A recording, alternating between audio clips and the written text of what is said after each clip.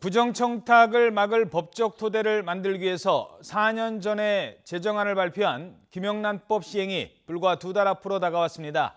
시행되기 전 사실상 마지막 관문이라고 할 수 있는 위헌 여부 심사 결과를 오늘 오후 헌법재판소가 내놓을 예정입니다. 현장에 취재기자 나가 있습니다. 조용성 기자. 네, 헌법재판소에 나와 있습니다. 김영란법 위헌 여부 선고를 2시간 앞두고 있는데요. 지금 현장 분위기 어떻습니까? 네, 부정청탁 방지법, 이른바 김영란법의 운명이 오늘 결정됩니다. 식사 접대와 선물 그리고 부조금의 상한선 등 생활 속의 기준이 될 수 있는 이 법에 사회적인 관심이 집중되고 있는데요. 그 관심을 반영하듯이 헌법재판소 곳곳에는 아침부터 많은 취재진이 자리하고 있습니다. 헌법재판소도 이에 대비해 헌법연구관이 헌재 결정에 대한 설명 자료를 준비하고 선고 직후 배포할 예정입니다. 9명의 헌법재판관은 9시 조금 전에 헌법재판소에 도착해 오후 2시에 있을 선고를 준비하고 있습니다. 자, 헌법재판소의 위헌 여부 선고가 이제 한 2시간 정도 남았는데 이 김영란법 전체가 다 위헌이라는 건 아니고요. 어떤 조항이 위헌이라는 건지 무엇이 쟁점인지 좀 정리를 해보죠. 네, 대한변호사협회와 한국기자협회 등이 김영란법이 위헌 소지가 있다며 헌법 소원을 제기한 지 1년 4개월 만인 오늘 헌법재판소가 그에 대한 답을 내놓습니다. 우선 김영란법은 공무원이나 언론인, 사립학교 교원이 직무 관련성이 없는 사람으로부터도 100만 원 이상의 금품이나 향응을 받으면 처벌할 수 있도록 한 것이 주요 내용입니다. 또 3만 원이 넘는 식사 대접이나 5만 원 이상의 선물도 금지하고 있습니다.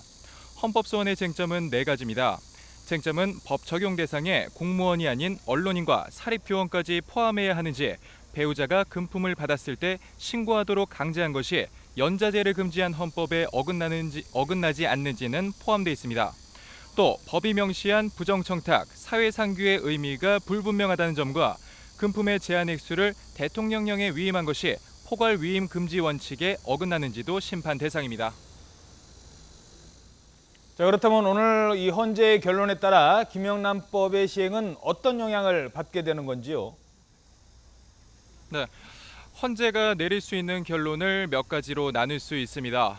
합헌, 위헌, 그리고 헌법 불합치, 일부 위헌, 한정 위헌 등으로 나눌 수 있는데요.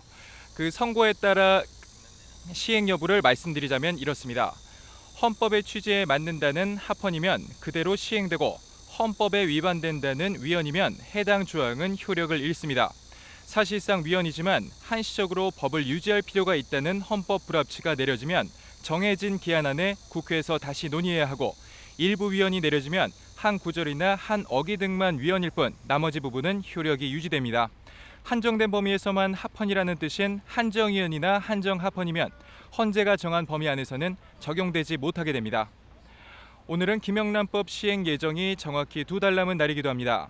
앞서 헌법재판관들 간의 격론이 벌어진 것으로 알려져 일부 조항이 헌법 불합치나 일부 위헌 등의 결론이 나오는 것 아니냐는 분석도 있습니다. 김영란법에 대한 사회적 논란이 끊이지 않는 가운데 사회적 혼란을 최소화하기 위해 선고를 서두른 것으로 보인다는 시각도 있습니다. 이번 헌재 헌법소원에서는 조항별로 위헌 여부를 판단합니다. 이 때문에 일부 조항이 위헌으로 결정되더라도 이를 뺀 김영란법은 9월 28일부터 효력을 발휘하게 됩니다.